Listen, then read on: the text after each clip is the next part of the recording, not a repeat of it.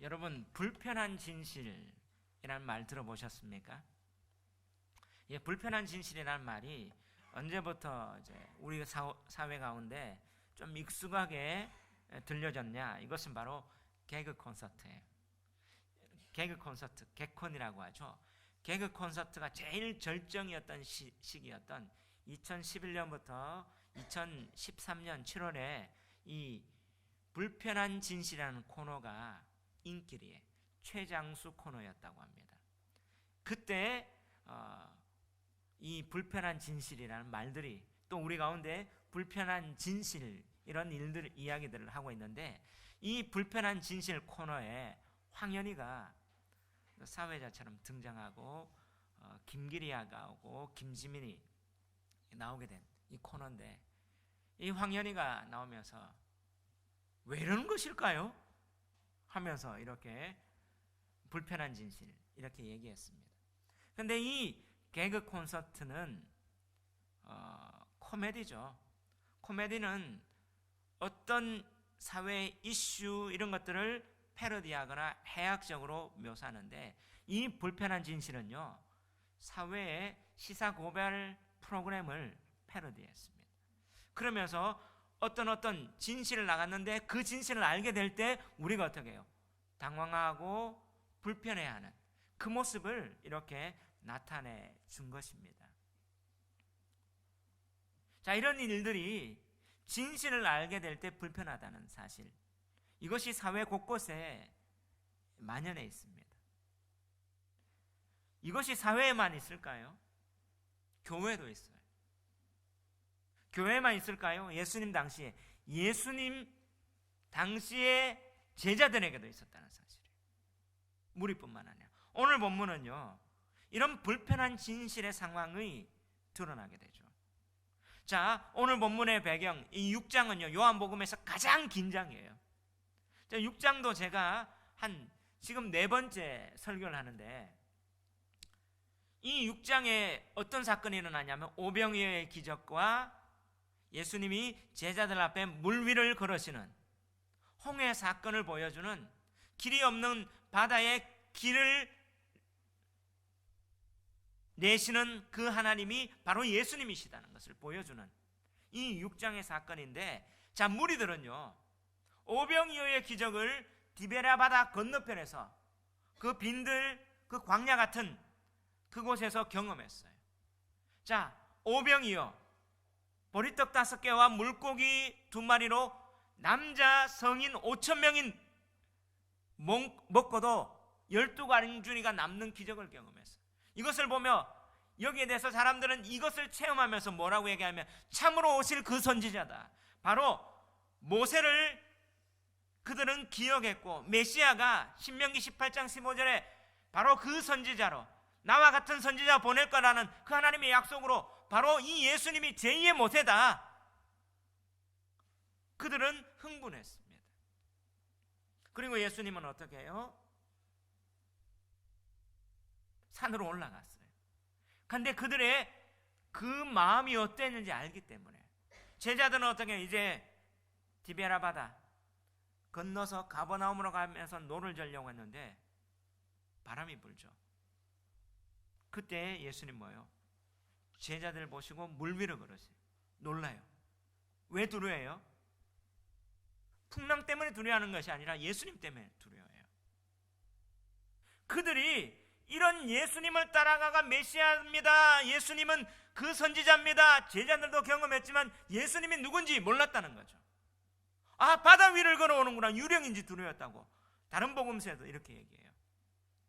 예수님이 진짜 메시아인지 제자들도 몰랐는데 예수님이 내니 두려워하지 말라. 다시 말하면 에고에이미라는 이 말은 I am이란 말이에요. 바로 출애굽기 3장 14절에 모세가 하나님 만났을 때 하나님 누굽니까 할 때 나는 스스로 있는 자다 할 때 그 나는 I am, 이것이 헬라어로 번역하면 에고에이미예요. 내가 그 하나님이다. 그래서 어떻게 해요? 길이 없는 곳에 길을 만들고 바로 홍해에 그렇게 길을 여셨던 사람이 나다 하면서 예수님이 누군지 제자들에게 보여줘요. 자, 그러면서 그들은 건너갑니다. 예수님도 건너갔어요. 근데 그 무리들이 어떻게 해요? 예수님이 분명히 자기들 볼 때 산에 올라갔는데 안 갔는데 어디 갔지? 하며 보니까 제자들 저기 있잖아요. 바다를 건너서 배를 타고 예수님을 찾아갑니다. 누구처럼요? 바로 아이들의 팬처럼, 팬들의 어떻게 해요? 팬클럽의 회원들이 아이돌이 어디 있으면 어떻게 연락을 해가 막 찾아가는, 그럼 예수님 찾아가요. 무엇 때문에? 자기들이 이 예수님이 제2의 모세로 메시아 되면 우리의 먹을 것을, 우리의 필요를 채워주실 게 있구나. 오병이어로 5,000명을 먹이고 12광주랭이 남는데, 그렇다면 우리의 이때까지 살아가는데 먹는 문제 해결해 주실, 모세가 그렇게 했는 것처럼 모세보다 더 할 그런 메시아겠구나. 자기들의 필요를 충족시켜 줄 메시아로 찾아갑니다. 그래서 디베라 바다를 건너가 이때 예수님이 무리가 모였을 때 그 가버나움 회당에서, 가나안 땅에서, 바로 약속의 땅 들어갔던 그곳에서, 이 가버나움은 예수님이 가장 많은 이적을 행하고 설교를 행하고 예수님이 사역을 했던 그 도시예요. 제가 가버나움 가보니까 가버나움은요, 동서로 교통이 발달해. 그래서 어떻게 해요? 저쪽 이방인들도 이렇게 많이 가면서 사람들이 많이 드나드는 그곳이었습니다. 그 가버나움 성의 회당, 제가 회당에도 가봤습니다. 그곳에 예수님이 모인 무리들에게 설교한 내용이 오늘 설교예요. 오병이의 기적의 의미가 뭐냐 하며 진실을 예수님이 설교를 합니다. 진짜 오병이어 예수님께서 그들이 체험했던 그 본질적 의미가 뭐냐? 진실을 설교하는데 그들의 반응이 뭐예요? 수근수근거립니다. 그리고 어떤 유대인들 서로 다투기까지 해요. 야, 이거 아니야, 저 사람 아니야. 자, 무리들이 수근수근했다, 이 말은 공기조라는 말이에요. 이 말은 뭐냐면 그냥 수근수근했다는 말이 아니라 불평했다, 투덜거리다. 자, 41절, 42절, 43절 오늘 본문의 내용을 한번 읽어봅시다. 시작. 자기가 하늘에서 내려온 떡이라 하심으로 유대인들이 예수에 대하여 수군거려 이르되 이는 요셉의 아들 예수가 아니냐? 그 부모를 우리가 아는데 자기가 지금 어찌하여 하늘에서 내려왔다 하느냐? 예수께서 대답하여 이르시되 너희는 서로 수군거리지 말라. 지금 뭐요? 수군거림. 이 공기조란 말이 반복되고 있죠. 이 말은 뭐요? 우리는 수군거리다 이렇게 번역했는데 이 헬라말 원어에서 공기조란 말은 투덜거리다, 불평하다 이런 말이에요. 자, 그들이 진실을 알게 될 때, 자 59절, 6장 59절 하면 이렇게 말합니다. 이 말씀은 예수께서 가버나움 회당에서 가르치실 때 하셨느니라. 예수님이 지금 설교를 했어요. 설교를 딱 듣고 나니까 그들이 뭐예요? 불편한 거죠. 진실을 알게 되니까 불편한 거예요. 투덜거리고 불평합니다. 그리고 비아냥거리기까지 해요. 요셉의 아들, 그 예수 아니냐? 그리고 52절에 보니까 이렇게 말. 그러므로 유대인들이 서로 다투어 이르되 이 사람이 어찌 능히 자기 살을 우리에 주어 먹게 하겠느냐? 다투기까지 해요. 이제 논쟁과 패가 갈라지게 되는 불편한 진실이죠. 자, 무리들이 이런 진실을 알고 예수님께서 바로 이 본질의 의미, 만나 사건의 본질의 의미를, 오병이의 본질의 의미를, 진실을 설교하고 하나님의 아들로서 메시지를 선포했는데도 그들은 어떻게 해요? 불편해합니다. 그럼 예수님 따라갔던 제자들은 어떻게 할까요? 제자들은 다르겠죠. 60절 한번 읽어봅시다. 시작. 제자 중 여럿이 듣고 말하되 이 사람은 어렵도다, 누가 들을 수 있느냐 한데, 지금 제자들의 반응이 뭐예요? 이 말씀 어렵다. 61절 한번 봅시다. 시작. 예수께서 스스로 제자들이 이 말씀에 대하여 수군거리는 줄 아시고 이르시되 이 말이 너희에게 걸림이 되느냐? 제자들도 어떻게 해요? 똑같이 공기조, 수군거리는 거예요. 불평하고 투덜거리는 거죠. 그리고 그들이 뭐예요? 이 말이 어렵다, 어렵도다. 이 말은 스크레로스라는 말인데, 이 말은 뭐예요? 이해하기 어렵다가 아니라 받아들이기, 용납하기 거칠다. 내가 이 예수님의 진실을 받아들이기에 걸리적거린다, 이해하기 어렵다. 그 예수님 뭐예요? 너희에게 걸림돌이 되느냐? 불편한 진실이에요. 여러분, 바로 예수님이 설교하시고 예수님이 진리와 진실을 얘기했는데도 무리들은 불편해하고 제자들도 불편한. 자, 이것이 오늘날 한국교회도 예외가 아닐 수 없단 말이에요. 교회 나오는 목적이 뭐예요? 사람들은 때때로는 교회 나올 때 여러 가지 동기가 있습니다. 문제로 가지고 무언가를, 어떤 갈등을 가지고 해결하기 위해서. 자, 교회 나와서 기도하고 뭔가 응답받아서 뭔가 일어났다, 할렐루야, 하나님 찬양합니다. 또 자식이 어떻게 해요? 좋은 대학에 합격했다, 내가 취업이 됐다, 내 문제가 해결됐다, 병에서 나았다. 자, 그러면 살아있는 하나님이고. 근데 어떻게 해요? 예수 믿고 복받고 성공하는 것, 이게 교회 메시지입니까? 성경을 다 보십시오. 예수 믿고 그냥 성공하고 잘나고 이 세상에서 그렇게 나가는 메시지는 없어요. 예수님도 고난받았고 예수님 제자들도 다 순교했고 바울도 그랬습니다. 근데 교회에서 메시지가 뭐예요? 예수 믿으면 이 세상에 잘 된다는 것. 여러분, 예수 믿으면 잘 된다는 의미가 뭐냐 하면 영생이 있다는 거예요. 천국이 있다는 거죠. 때때로는 그걸 통해서, 오병이의 기적 통해서 어떻게 해요? 하나님이 사인을 보여주시는 것처럼 하나님은 이 세상의 주관자다 보여주는데, 오늘 한국교회 메시지가 뭐예요? 내 문제가 해결되면, 내 어떤 뭔가 안 되면 어떻게 해요? 실망하고 떠나가죠.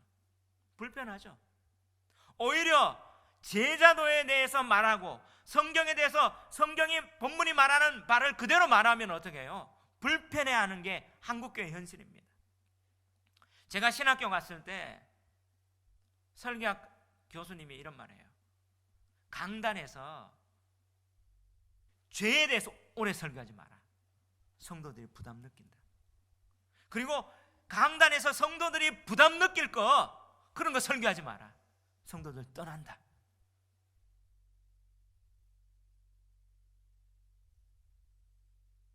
맞는 말이에요. 어느 정도는 맞을지만 어느 정도는 아니에요. 성경이 말하는 대로 말하는 것.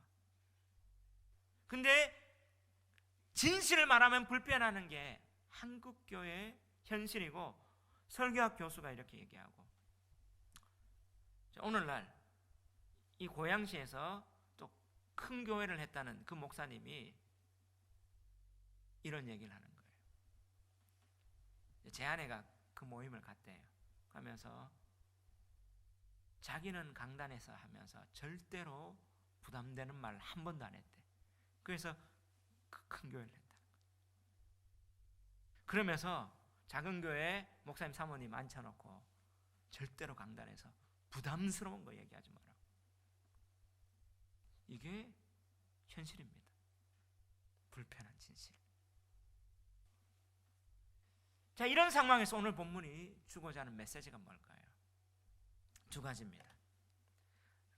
어쩔 수 없이 제 스타일로 돌아가는 것 같아요. 지난번에 원포인트 하다가 너무나 힘들어가지고 돌아오는 것 같아요. 제가 원래 아내 말을 잘 듣는 사람이지만 그럼에도 불구하고 생긴 대로 살아야 되겠다.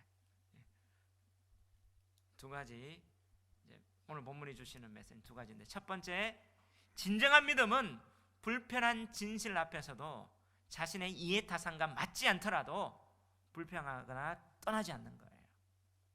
자, 오늘 본문에서 믿음을 계속 얘기해요. 예수님이 이 만나 사건, 오병이의 사건을 통해서 믿어라, 진짜 믿음이 뭐냐 보여주는데, 첫 번째 따라합시다. 진정한 믿음은 불편한 진실 앞에서도 자신의 이해타산과 맞지 않더라도 불평하거나 떠나지 않는 것입니다. 아멘. 자, 예수님이 어떻게 해요? 진실을 얘기하시는 분이에요. 그 예수님은 비위를 맞추는 그분이 아니에요. 진리를 말하는. 진리는 때때로 불편할 수도 있고 아플 수도 있는데 예수님은 이 진리 앞에서 내 이해 타산하고 맞지 않더라도 불평하거나 떠나지 말라는 거예요. 자, 오늘 이 오병이의 사건을 통해서 자, 무리들은 요구하는 게 뭐예요? 그들은 뭐예요? 모세가 이런 일을 했습니다 하며 31절 이렇게 말해요. 기록된 바 하늘에서 그들에게 떡을 주어 먹게 하였다 한과 같이 우리 조상들은 광야에서 만나를 먹었습니다. 자, 메시아는 모세, 제2의 모세로 와야 되는데, 다윗의 자손으로 와야 되는데, 모세, 그 선지자처럼 왔는데 모세는 광야에서 우리 먹을 거 해결해 줬다. 그러면서 예수님 앞에 당신 오병이어로 5,000명 먹였기 때문에 우리의 먹을 거, 우리의 어떻게 해요? 먹는 문제, 이 문제, 물질 문제 해결해 줘야만이 메시아 됩니다. 이렇게 요구하고 있는 거예요. 근데 예수님 뭐예요? 진실은 뭐예요? 모세가 줬다고 착각하지 마라. 그 만나 사건은 하늘로부터 내려오고 하나님이 공급자야 얘기하는 거예요.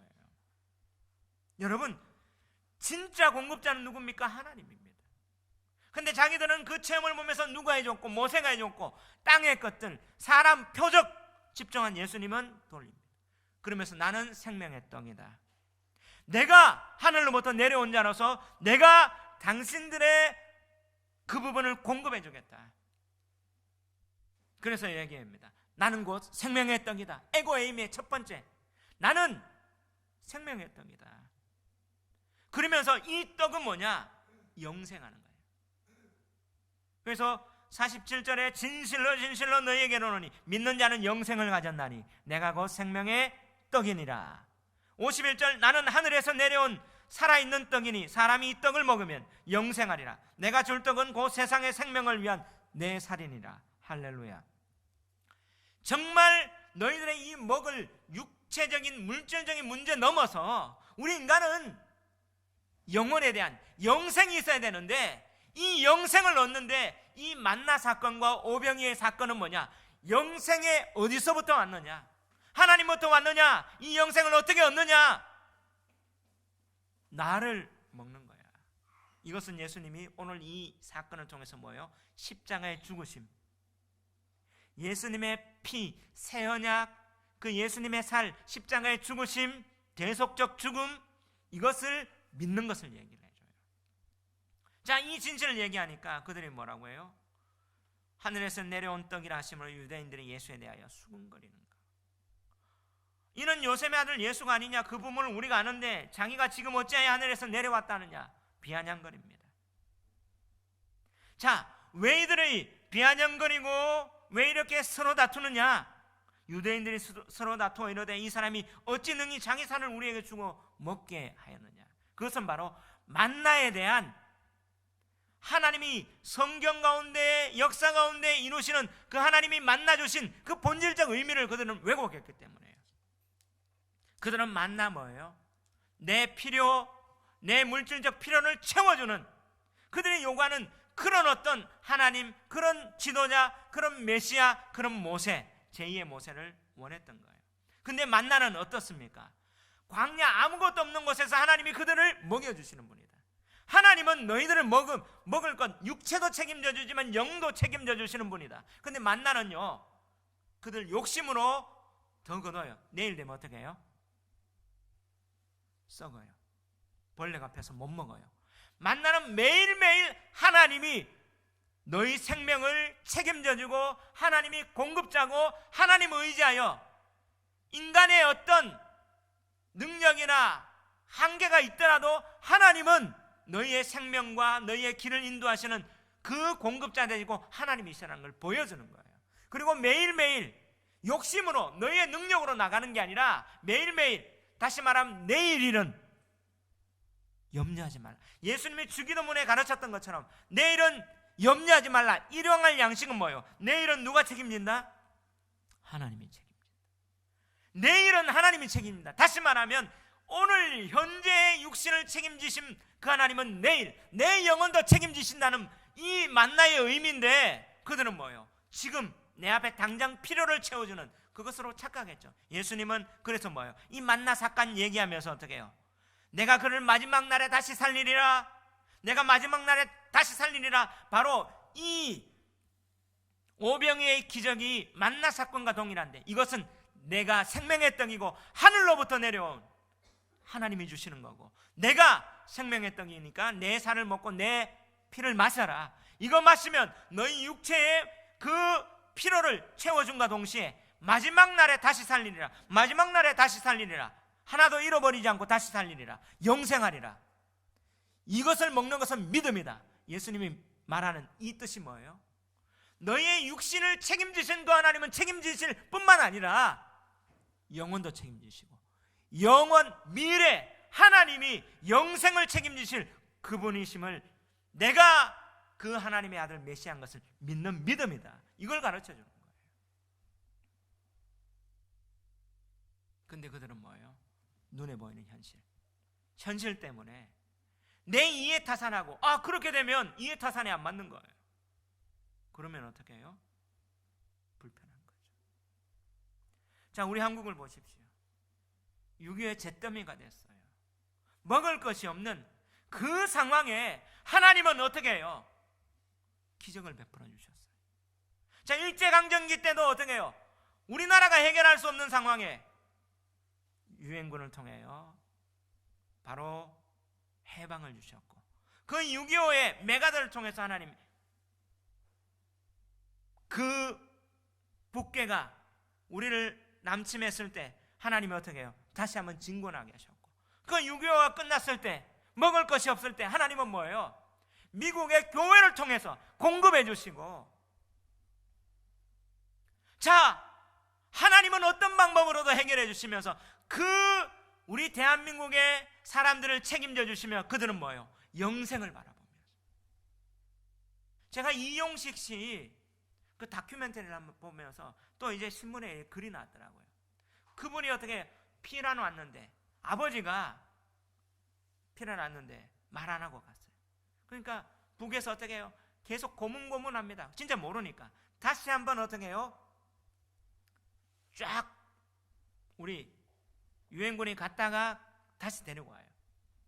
이제 가족들을 데리고 왔는데, 그때 이제 인천에 살았는데 그 어머니가 어떻게 이겼느냐? 기도하면서.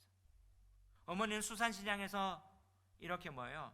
아이들 하기 위해서 먹여 살리기 위해서 수산물 떼서 팔았는데, 새벽 되면 교회 가서 기도하고, 교회 계단 있는 그 마당에서 잠시 좀 졸기도 하고. 근데 엄마가 그 기도했던 그 모습들, 자기들이 어떻게 살았든지 그 모습 내가 경험되고, 그러면서 어떻게 해요? 자기가 아버지가 심근경색으로 죽기 일보 직전 그렇게 죽는 모습 봤는데, 자기가 그런 어떤 위기가 왔는데 그때 하나님 다시 한번 찐하게 만나죠.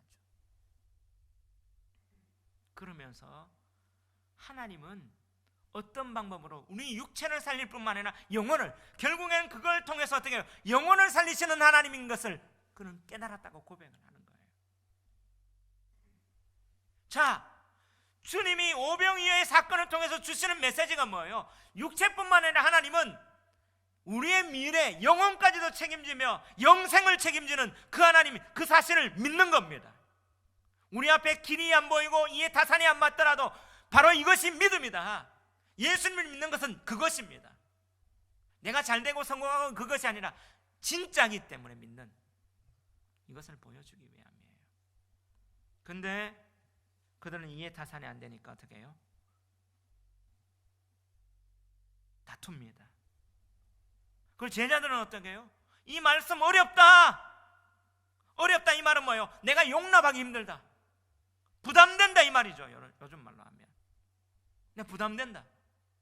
그리고 또 어떻게 합니까? 무리들은 떠나갔다 해도 제자들이요, 제자 중 여럿이 60절 듣고 말하되 이 말씀은 어렵도다 누가 들을 수 있느냐? 부담된다, 용납하기 힘들다.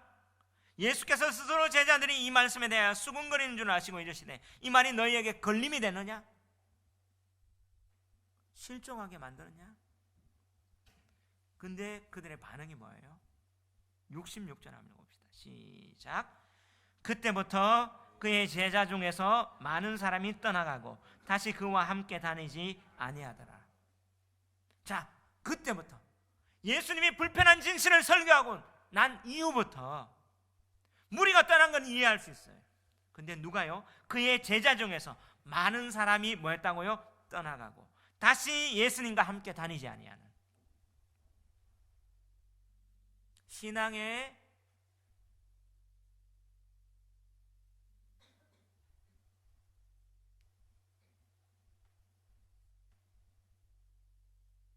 역전현상.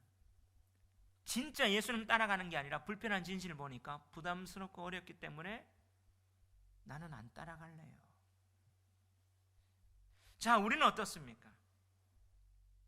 현실적으로 우리 신앙생활에서 이해타산 맞지 않을 때, 계산이 맞지 않을 때 우리는 어떻게 반응합니까? 보셔야 돼요. 정말 하나님이 우리의 공급자이시며 그것을 믿는가? 할 때 내 미래를 하나님이 책임질 거예요.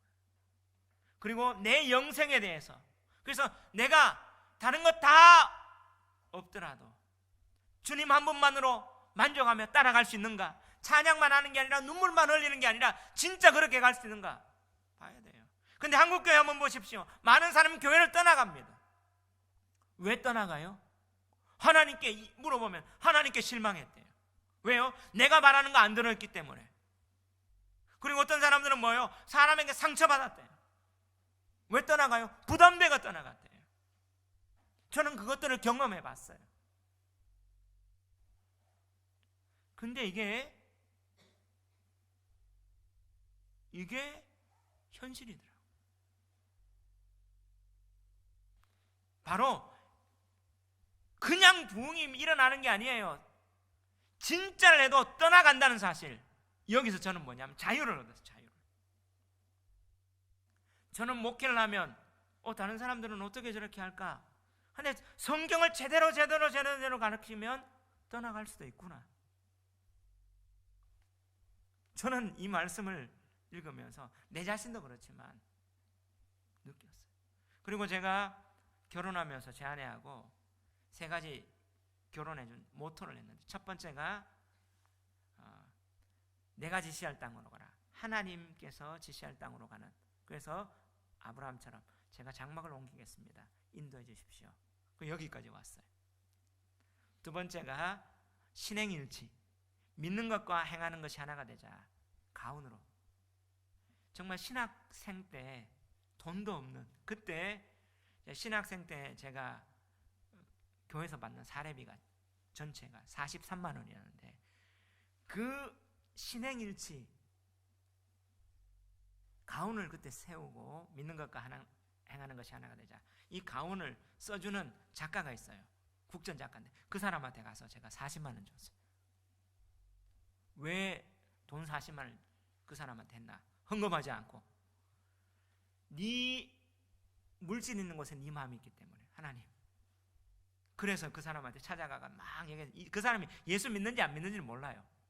모르지만 내가 이런 의미에서 그래서 한다 하니까 자기가 원래 국전 작가이기 때문에 더 받아야 되지만 한 장에 10만 원씩 40만 원. 98년도에 했어요. 그 액자가 아직도 있습니다. 세 번째가 뭐냐면 너무 멋진 모토였는데 하나님이 주시는 만나로 먹고 살겠습니다. 젊어서 사서 고생하자. 이야, 멋진 모토였는데 하나님 주신 만나로 먹는 게 얼마나 힘든지.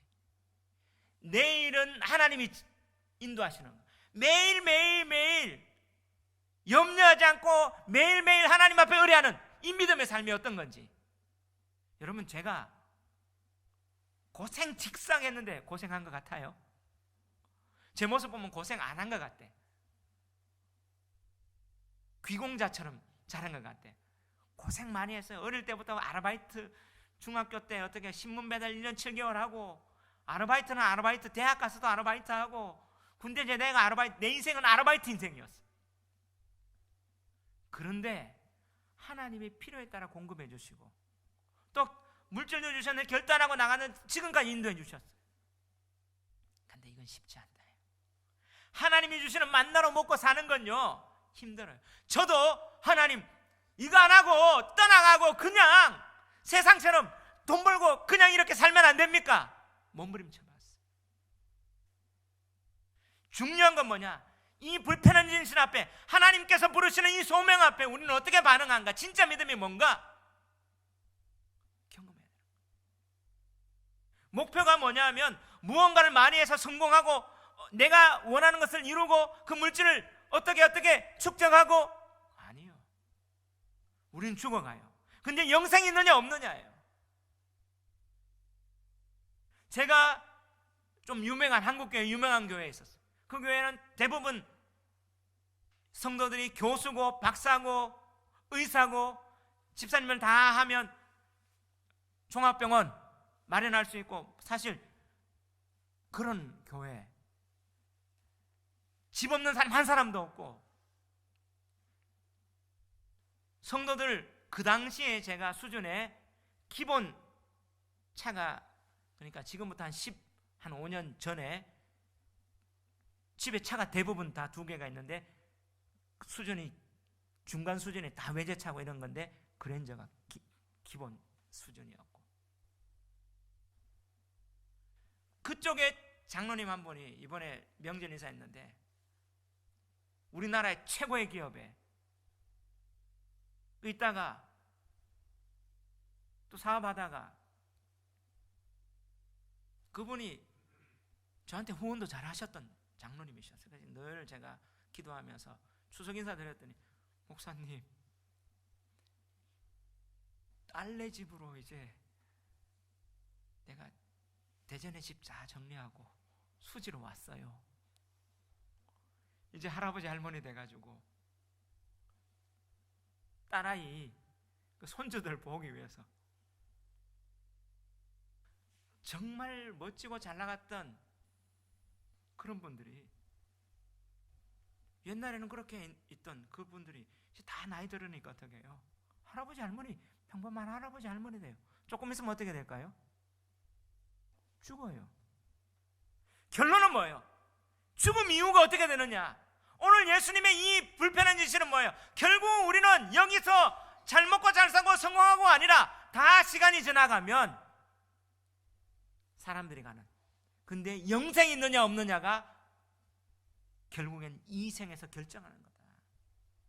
이게 진짜 진실이다 보여주는 거예요. 60대 되면요 이렇대요. 60대 되면 학벌도 평준화가 된대. 70대 되면 이제 재산도 평준화가 된대요.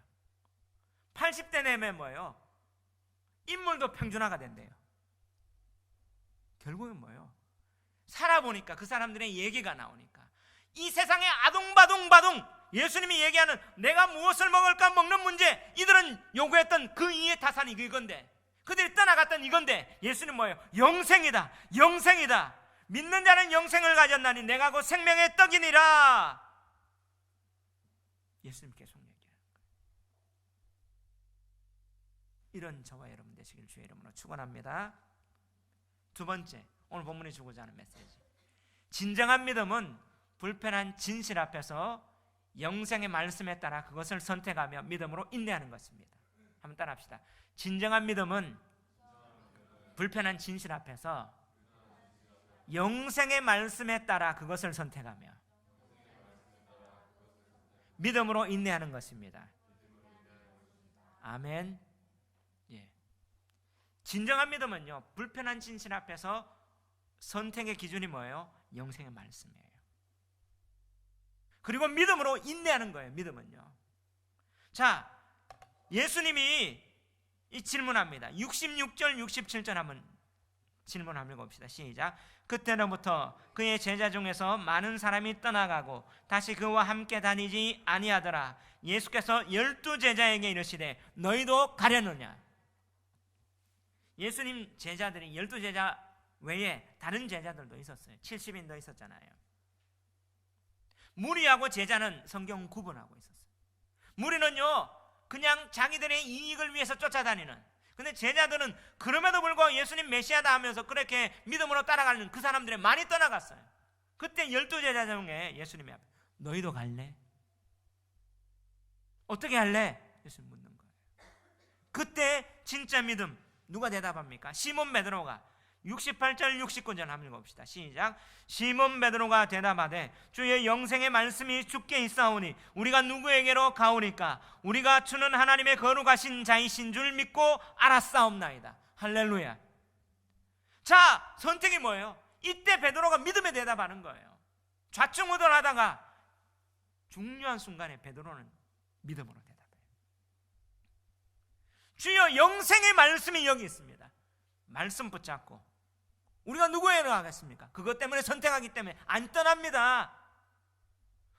이것은 바로 우리가 주는 하나님의 거룩하신 자이신 줄 믿고 알았습니다. 내가 믿음 지키겠습니다.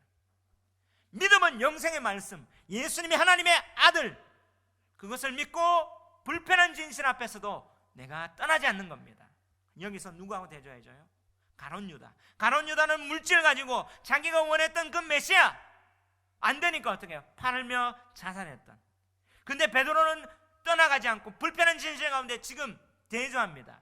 내가 영생의 말씀 선택하고 주님 믿기 때문에 떠나가지 않겠습니다. 베드로에게도 위기가 있었죠. 부인도 합니다. 근데 어떻게 끝까지 예수님 붙들어가요. 어떻게 가능해요? 성령 때문에. 그래서 63절 62절 63절 읽읍시다. 시작. 그러면 너희는 인자가 이전에 있던 곳으로 올라가는 것을 본다면 어떻게 하겠느냐? 살리는 것은 영이니 유익은 무익하니라. 내가 너희에게 이런 말은 영이요 생명이니라. 할렐루야. 성령께서, 지난주에도 얘기했지만 성령은 회개하고 예수 그리스도의 이름 세례받고 죄사함을 얻을 때 성령이 우리와 함께 하십니다. 하나님, 저는 확신할 수 없는 존재예요.